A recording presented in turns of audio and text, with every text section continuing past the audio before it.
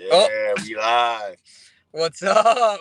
410 Sports Talk, Ravens Vlog. We are here after the game.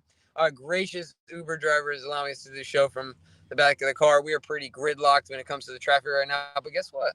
It's all good because the Ravens got that dub. And I That's just want right. to say a quick shout out to Joshua and Darian who made it possible for us to be at such an incredible game. Nelly brought down the house at halftime. Ravens, of course, win 19-17 on the game-winning field goal kick by Justin Tucker. And man, I tell you, the fans were live. It seems like I've been to so many games. It seems like every time the Sunday night games is when the fans come out and are the craziest. I don't know what it is about Sunday night, but it was once again crazy at the bank. Yeah, 100%. I mean, it was an absolute blast. I got some good stories to tell you guys. I'm excited to talk about that. We had some interesting fans in front of us, and that was a lot of fun. They were cool Bengals fans, though. They were cool. They were Bengals fans. One man's opinion. No, I'm kidding. They were great. We had a good time. We're out here to talk about this victory, what it means for the Ravens to move forward, what we liked, what we didn't like, what we were surprised by. We talk about our breakout players. Most likely get to the competition tonight as well. So we got a lot to get through. Like Glenn said, it was 19-17. We'll probably start, or 19-17. Yeah, 19-17. We'll talk about. We'll get to some quick stats, run down that, and then we'll move on to our thoughts and everything else. But I gotta say this off the top, Glenn. Really quickly, Devin Duvernay. I know Mark played huge tonight. Devin Duvernay stepped up in a big way. Yeah, because it shows him 5 for 54 through the air, but of course everybody remembers that fumble in the backfield that he scooped up and turned into a positive play. I mean, it's hard to imagine that you could do more with the amount of targets and game planning than Devin Duvernay's done. So yeah, I mean, impressive. What were his carries? Let's see, carries. He had 3 rushes, 3 for 24, long of 12, but averaged 8 per. Yeah, no doubt. But Jimbo, I gotta ask you, what did you make of Ronnie Stanley's usage on and off? One series he's on the field, next series is off. I don't understand it. I need you to help. Yeah, I know. I feel like this was the plan going in from maybe the coaching staff down. But I also want to say this, like, if you're Ronnie Stanley, at what point does the competitive nature come into play, right? It's the end of the game. It's the fourth quarter. It's all these big moments. You want to be on the field, right? Like, I assume. Yeah. I mean, what? It's like we were saying. So what if it's the last drive of the game, you need to win it, and it's McCary's turn? Are you really going to say, Ronnie, take a seat? This isn't your drive? I mean, and Ronnie, as a competitor, you're not going, McCary, sit down. Like, this is why I'm here. Let me take this. Like, this is why I got paid. It was kind of a head scratcher. I thought the whole plan was to wait for him to be at full strength, and then we wouldn't see 7-4-8 South Curly. And then now everybody knows. Okay, that was intelligent. But yeah, let's get back into some of these numbers here, Jimbo, because one thing we saw, Lamar Jackson goes 19 of 32 from the air, 174, touchdown, had the pick, but he also had 12 carries for 58 yards. It seemed like it started in the second half, didn't it? Yeah, I mean, I felt like that was what we wanted in a lot of moments where, I don't know, maybe I'm reading into this too much, or maybe it's, something that doesn't exist that I'm just seeing. But I've noticed that Lamar Jackson, the evolution of him as a passer has been incredible, right? To watch him make throws that he couldn't make in the past. However, something important about Lamar is that he's just the best playmaker in the NFL. It's what has made him exciting for so long. And that's what we love to see. Why does it? You see this right here? What is going on here? See the shadow? It looks like anyway. Yeah, it looks like you're swollen, like you said, dental. Yeah, exactly.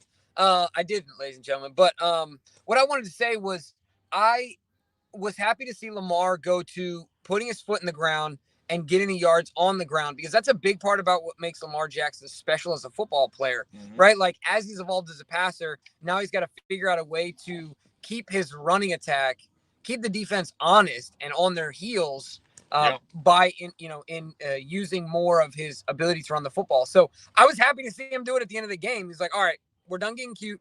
Give me the rock. I'm the best runner on the team. Let me get it done. Right. So I had no qualms with it. I loved seeing it. What about you? Yeah, no, I agree. I think as much as fans want to see Lamar run less to keep him healthy, I think it's important that he's probably the most important runner on the team. Not only is he the best, at running, but also just the possibility of him pulling it around the edge gives holes to the running back. So J.K. Dobbins only 8 for 44.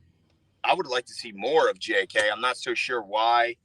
Yeah, what's that average out to? 5.5, and then Kenyon Drake even. Kevin Drake 4 for 26, 6.5 per carry. Devin Duvernay, you mentioned earlier, 8 per carry. Even Mike Davis threw in 1 carry for 3 yards. I think that they got away from the run too often when it wasn't forced out of it.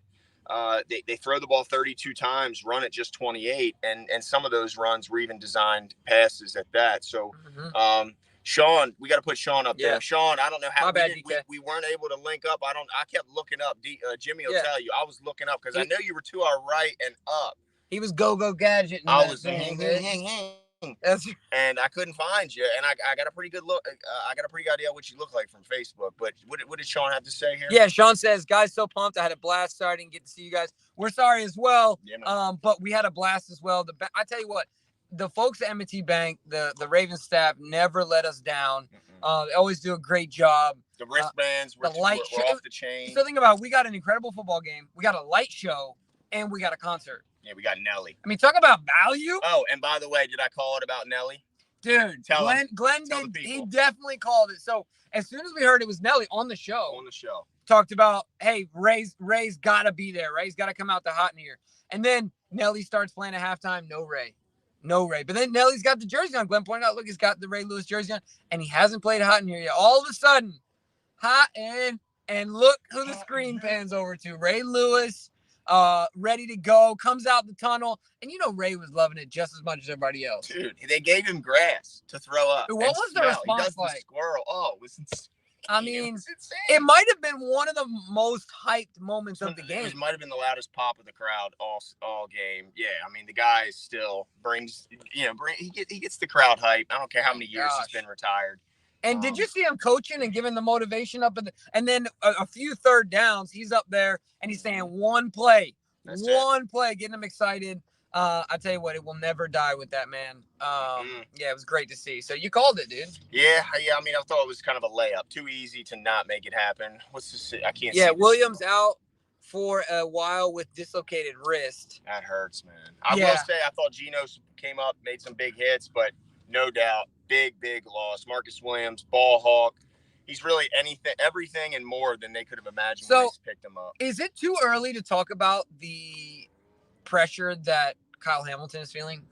Dude. Because he seems to panic. First of all, the Ravens, Marcus Williams goes out. Hiding him, and they couldn't.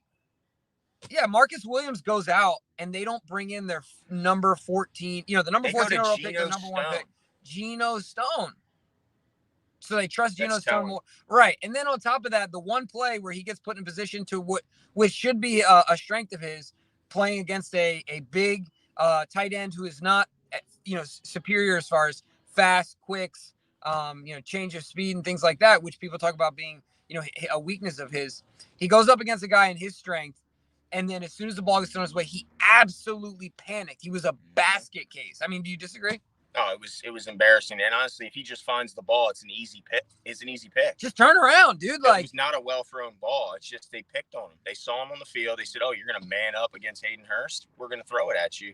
And he panicked and reached out and interfered with the guy. It was a good call. I will say that entire drive was aided by penalties. Yeah. And all but that one, I had a big disagreement with. I thought that was ridiculous. The Marcus Peters PI was ridiculous. I mean, he got his feet tangled up. His arms were at his side. No arm action whatsoever. Their feet got tangled. I mean, that's not a call. It was some questionable calls out there. But I want to get back to some other things. Mark Andrews. We got to give – what is this? I can't read it here. Oh, can we afford to have Marcus Williams out? Let's talk about this just real quick. Since because one thing, DK, maybe look this up and throw this on a banner if you can. Like, what's the projected time away on a dislocated? I mean, you would think that it's not as bad as a break, right? Yeah, I don't know. Maybe some things are worse as a dislocation than a break. Yeah, I simply have no idea. But, I mean, look, this is what – Joe Burrow, he goes 24. He threw the ball 35 times, 24 completions, only 217 yards with 1 touchdown and the 1 pick. By the way, that was Patrick Queen, who I'm about to circle back to in 1 second. But no doubt he's a huge loss. But as long as it's not extended period of time, right. I think this is a good part of the schedule where I think they're going to have some easier matchups.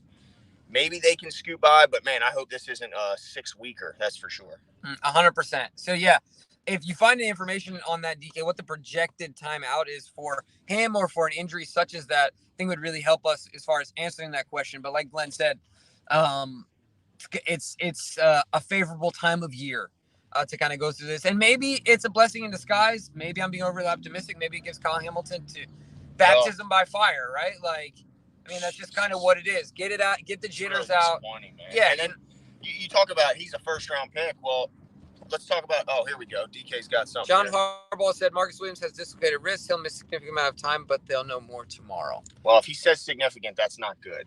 Yeah. Well, let me say this.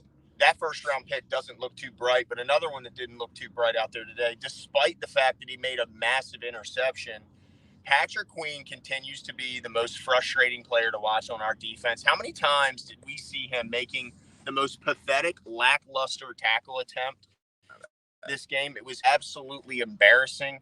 And when he did make the tackle, it was 10, 12, 15 yards down the field. I mean, I don't know what they're going to do with this guy. But, yeah, he made the interception. But make no mistake, this was not a well-played game by Patrick Queen. Yeah, absolutely. I mean, it was the same things we talked about last week. Over pursuit. He was simply fooled. And then, like you said, the effort, the want to, the welcome, the want to initiate and be physical. That sounded weird. The want to, or what have you talked about before? His willingness to. You talked about something with physicality. Like he's just not excited about. No, you have to embrace the physicality. There you go. Right. Yeah, it's very noticeable. Mm-hmm. I mean, the arm tackling, stripping at the football. Like you said, the late downfield stuff. Yep. Like the diving at. I don't understand any of it. And on top of it, he's hardly in the right. This is the most infuriating thing for me is he's hardly in the right place at the right time. He caused the 12-man on the field penalty. Yep. Had no idea what was going on there. At this point, he's supposed to be really the leader of our defense, right? Like that's supposed to be. Right. I mean, and there was even a point I was kind of cracking up. It was a subtle thing, but you know, it was real loud. It was a big play. I think it was a third down. He's trying to say something to Bynes, and Bynes gave him the wave off. Didn't even turn his head. I was like, dude, I'm working here. Yeah, Daddy's working. Yeah. Let me do my thing. Yeah, he's a head scratcher, but at this point, there's not much they can do. I think they're stuck with him. Yeah. But one other guy who I think continues to make plays despite not being here very long, JPP. Yeah, you and Sean got the same idea. Oh my God! Said, boys, I was JPP the first half, everywhere. Talk about it, Glenn. 100%. I mean, this guy's getting his hand in the passing lanes, batting balls down. He had the sack. He was getting, we talk about Peters, how they bring a certain swag, excitement. Well, JPP was bringing that as well. The guy was hype. He was celebrating. Getting the fans hype. Yeah, he was hyping the fans up, feeling the music. I mean, it's amazing how much he's played already, despite only being here for barely double digits now. And he's now last week. So this week, it's a big, crazy sounds. He might be our best edge with Houston now. Yeah, what sort of indictment is it on this group that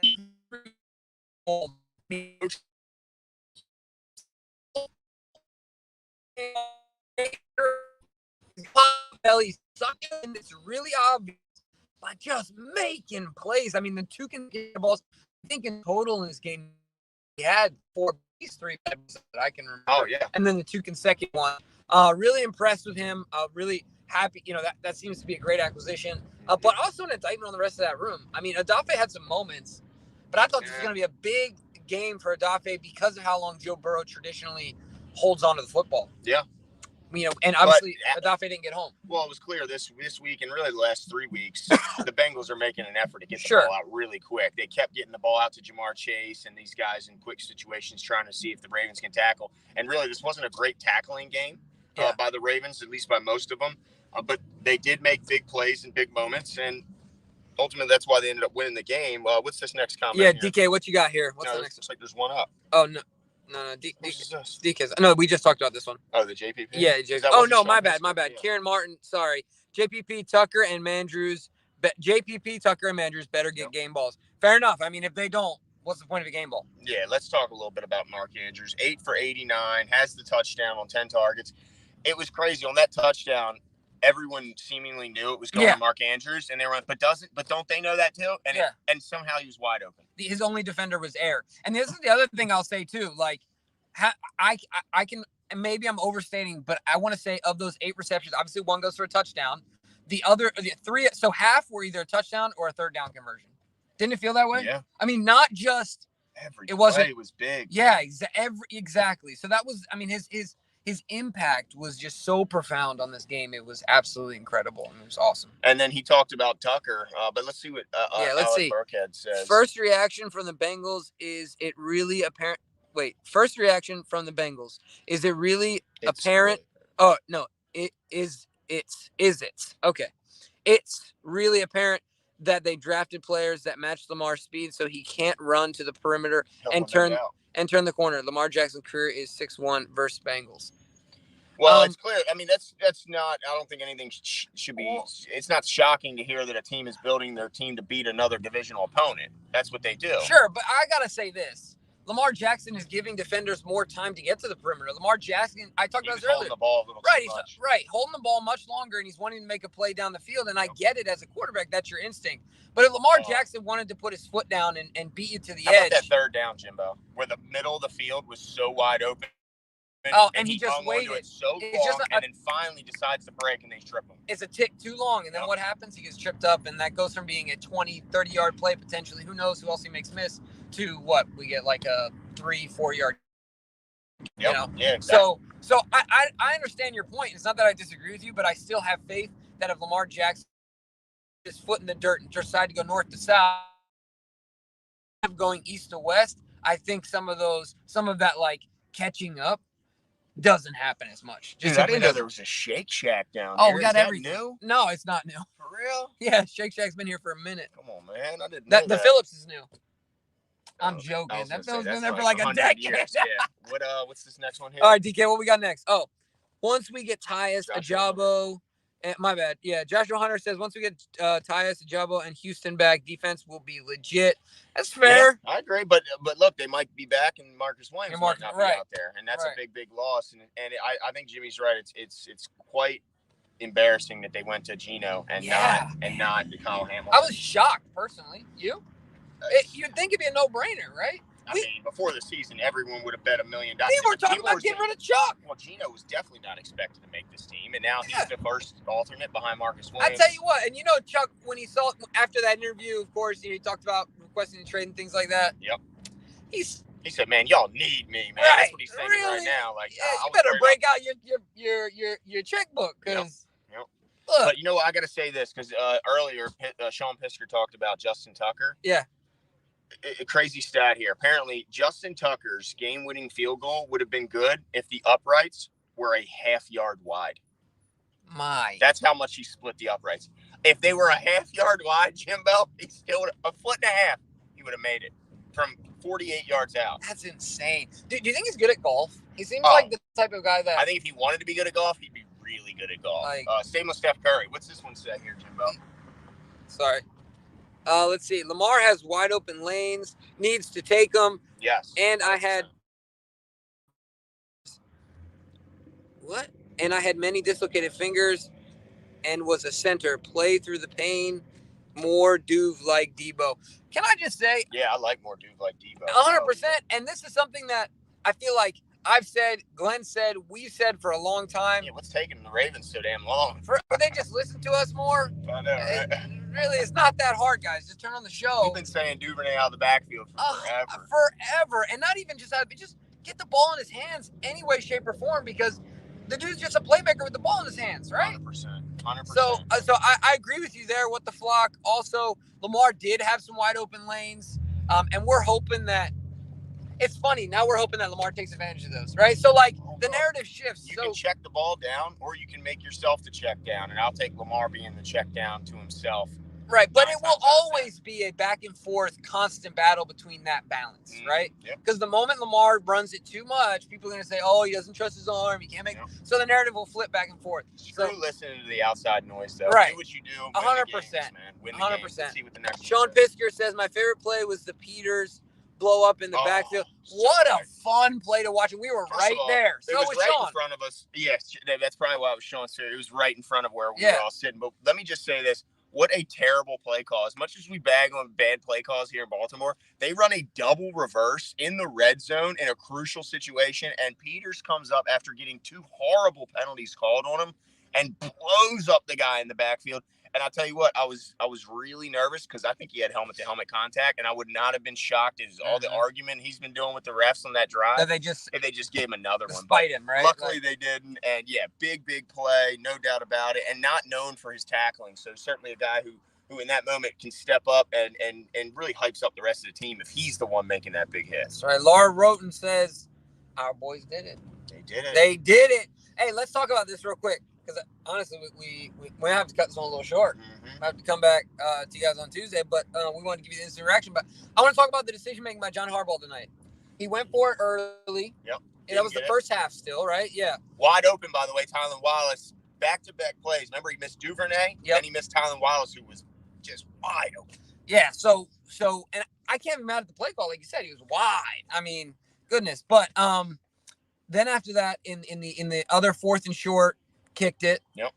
And then so we had 2, right? Scenarios. One was a long field goal. One was a short field goal. Right. Kicks it on both. And let's be honest, Jimbo, if he doesn't kick it at the end, then the Bengals are in field goal range. And, maybe it's different, but they end up going to score, and they do so with enough time to allow the Ravens to get the game-winning field goal. So who knows what the right call is if they're only up by 3, what the Bengals' strategy is, and if they – you just never know. But I know this: if they go for it and miss it, they're only up 3. The Bengals score a touchdown, they're up 4. The Ravens can't kick a game-winning field goal from Justin Tucker. They have to go get 7. So ultimately, it was the right call. But look, now John's the town genius, right? Because it worked. Yeah. So that's just kind of how it goes. Okay. Sorry that my face gets so close to the camera, so I can read this. If we played the Jets and Patriots at home in Miami with a healthy Tua and the Bills on the road, we would have a 3-game home win record. Okay. That's one way of looking at it. There you go, Toddy. If we would just close out the games, then we'd be undisputed, never lost. Our video's gone. Dang. Video's gone, but we're still here for you. DJ. Did you hit Cam? Oh, did I? Hit Cam. Oh, there we are. Oh, gosh. We got another comment here. What's this? Let's see. Lamar Jackson struggled tonight, but that's why he's so dangerous. He can have an off night throwing and still kill you running. He will be better. Yeah, no, I think, we kind of touched on that. Some dimes, but he had some. That one to Mark. Oh, on the left sideline? Over I think over and under.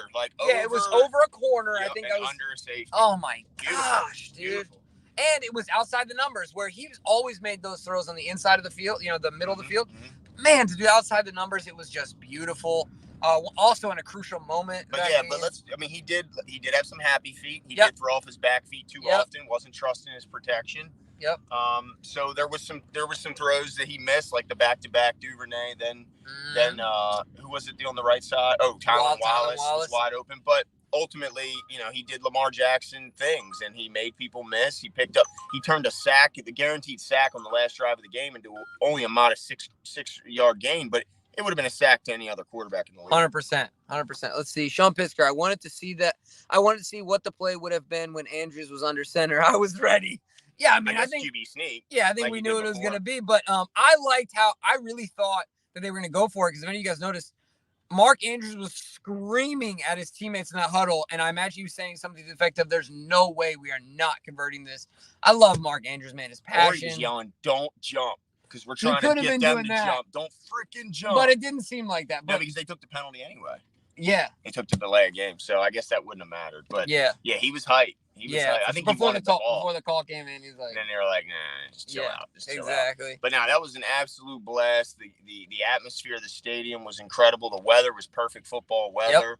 Yep. Couldn't ask for a better game, man. Wow. Yeah. Again, awesome. Shout out to Joshua and Darian for making it all possible. What's this? Absolutely. Says Ravens O's Nation, guys. I figured out the problem. The Ravens are 3-0 when I have to work, and 0-2 when I have off to watch the game. My bad, guys. Go Ravens. Look, dude, you have to take one for the team, bro. You got to work every game now. No more watching the games for you. Yeah, you can only listen on the radio or something while you're working if that's. There you go. Put an earbud in. That's right. No more watching, dude. We will not accept it. Not acceptable. Nah, but you watch the games, Ravens O's Nation. Don't you worry. Be a fan. But look, I think this is actually going to be it for us tonight. Sorry, we're cutting it a little short. We're going to pull up to the house, and Glenn's going to head on home. But we are going to be back on Tuesday. We're going to do a couple things. We're going to announce our winner for our internal show. We're going to announce our winner of the T-shirt, of course, for our weekly over-under. We're also, because this one was shorter, we're going to take a deeper dive into this game. We got a ton to talk about as far as the Ravens taking a game up on the division. First place, baby. First place right now, Kings of the North. And what that means, we're going to look. I think we'll probably spend some time also on Tuesday looking at the schedule ahead.